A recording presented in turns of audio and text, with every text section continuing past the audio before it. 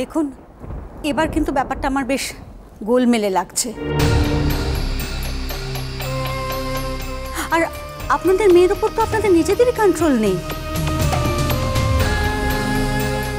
সেদিন এখানে দাঁড়িয়ে এত বড় বড় কথা বলল, ভালো আপনাদের অধ্যাপক মেয়ে তার নিজের ভাষায় কথা বলেছে, কিন্তু আমাদের ওর কথা বলার ধরন মোটেই পছন্দ হয়নি। হ্যাঁ, এখনো তো আমরা অতটা আধুনিক হয়ে উঠতে পারিনি যে আমার পুরনো স্বামীর সঙ্গে কতটা যোগাযোগ রাখবো সেটা বর্তমান শ্বশুরমশাইকে জানিয়ে আমি আগাম অনুমতি নিয়ে রাখবো। এ পর্যন্ত তবু ঠিক ছিল, কিন্তু আজকের ব্যাপারটা সব কিছুকে ছাড়িয়ে গেল। আচ্ছা বলুন তো, এরকম নিদারুণ ছেলে মানুষের কোনো দরকার ছিল? দেখুন, আমাদের বাড়িটা পুরনো, বলে দিও বটে, নেহাত এই আশীর্বাদটা কলকাতায় হচ্ছে, তাই সেই জন্য আত্মীয় স্বজন পরিজন কেউই সেভাবে এখানে আসতে পারেনি। কিন্তু আজ যদি শুভ অনুষ্ঠানটা আমাদের ওখানে হতো, তাহলে তো আত্মীয় স্বজন গুরুজন সবাই সেখানে উপস্থিত থাকতো। আর এই ঘটনা ঘটলে তারা কি বলতো? আর সবার কথা আমি বাদই দিলাম, কিন্তু আমার পিকলু, ভাগ্যিস পিকলু কলকাতায় নেই। যদি থাকতো তাহলে তো এটা মেনে নিতে পারতো না। আর ওর এই না মেনে নেওয়াটা কিন্তু আমি দোষ বা অন্যায় বলে মনে করব না, কারণ একজন হবু স্বামী তার ভাবী স্ত্রীর এই অবিবেচক আচরণ কি মেনে নিতে পারে? বলুন, পারে? দেখুন, আপনারা তো দেখলেন আমার হাজবেন্ড তখনই মেয়ের খোঁজে বাইরে বেরোলেন। না না, উনি বা হারা উদ্দেশ্যে কোথায় মেয়েকে খুঁজবেন? তবে মামনির যদি কোথাও যাওয়ারই ছিল তাহলে সকলকে জানিয়ে যেতেই পারত। কোথায় সে যেতে পারে? আমি তো বুঝতে পারছি না যে এখনো পর্যন্ত সেখান থেকে ফিরতে পারছে না।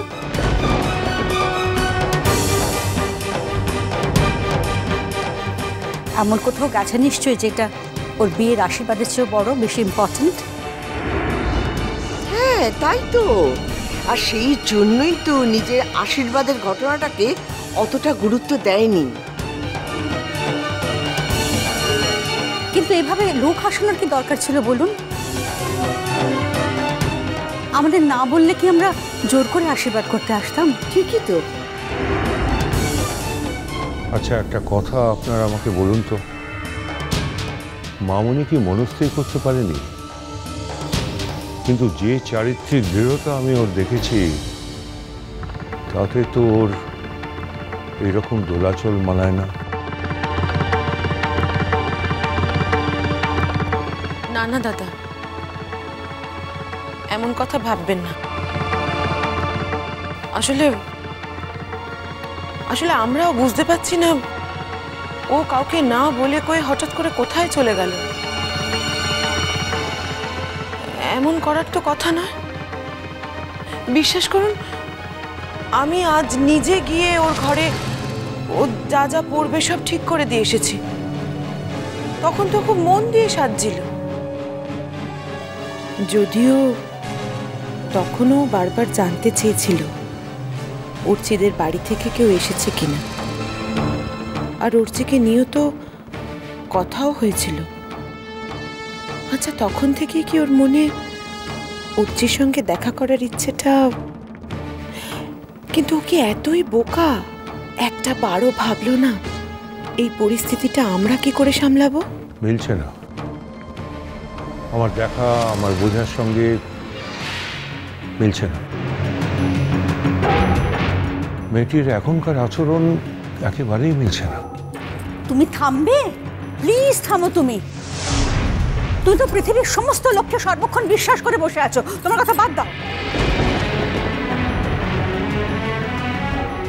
এই জন্যই বলি ঠাকুর, কাউকে না জেনে না শুনে 100 ভাগ নিশ্চিত না হয়ে মাথায় তুলো না। আমার তো ভয় করছে, রীতিমতো ভয় করছে। পিকলু ফোন করলে আমি কি বলবো বলুন তো, কি বলবো?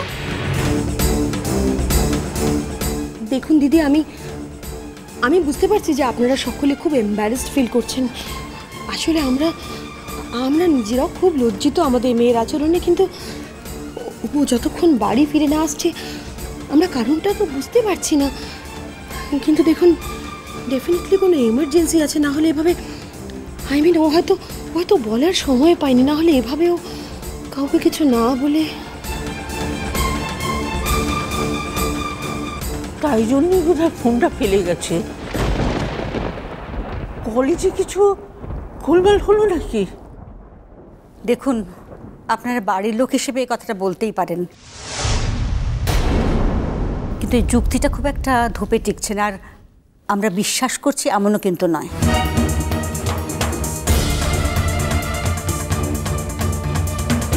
ও বৌমা, দীপুকে একটা ফোন করো না।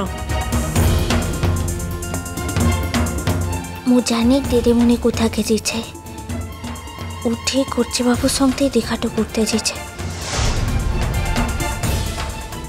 আচ্ছা, এই মেয়েটির কথাই আগের দিন কমলিকা বলছিল না?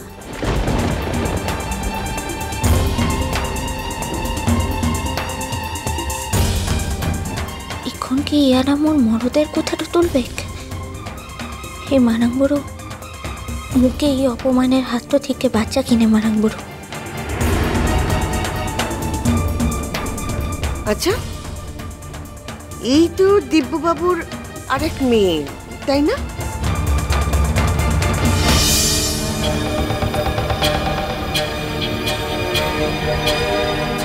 হ্যাঁ, কিন্তু কেন বলুন তো? তাহলে এর স্বামী তো কমলিকার।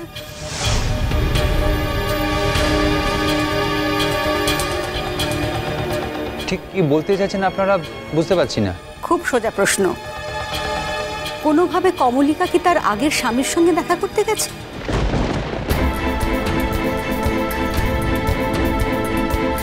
খুবই সম্ভব যে তার বিয়ের পাকা কথার দিন তার হবু শ্বশুরকে তার পুরনো বিয়ের কথা বলতে পারে, সে তার আশীর্বাদের দিন তার পুরনো স্বামীর সঙ্গে দেখা করতেও যেতে পারে।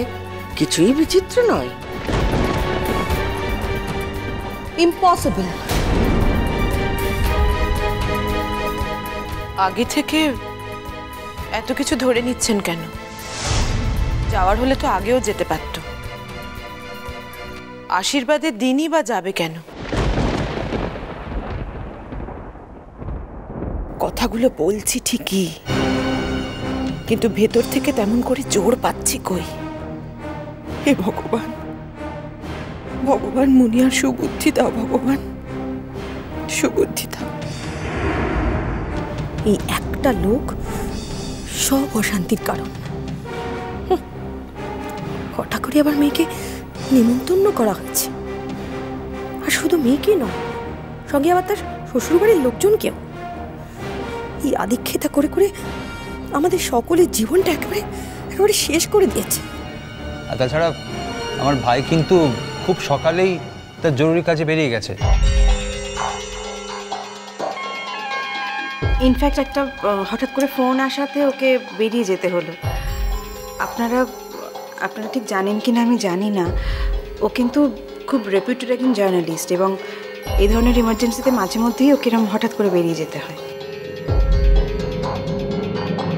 বড় দাদা বাবু, হ্যাঁ বল।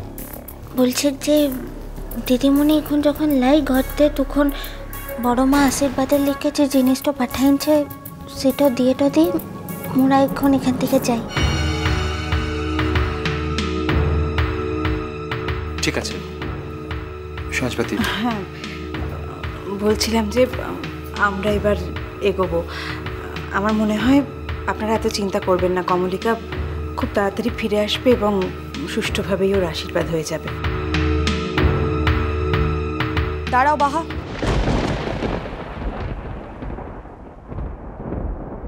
তোমার সঙ্গে আমার কিছু কথা আছে।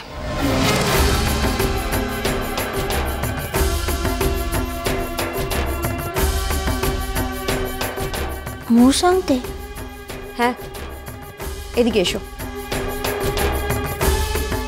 ওর সঙ্গে আলাদা কথা বলার তো কিছু নেই, যদি কিছু বলার থাকে তো আমাদের সামনেই বলুন না। ওর সঙ্গেই আমার আলাদা করে কথা আছে, এদিকে এসো। যাও বাহা, তুমি যা জানো, যতটুকু জানো ততটুকুই বলবে। তুমি ফিরে এলে তারপর আমরা যাব, আমরা অপেক্ষা করছি।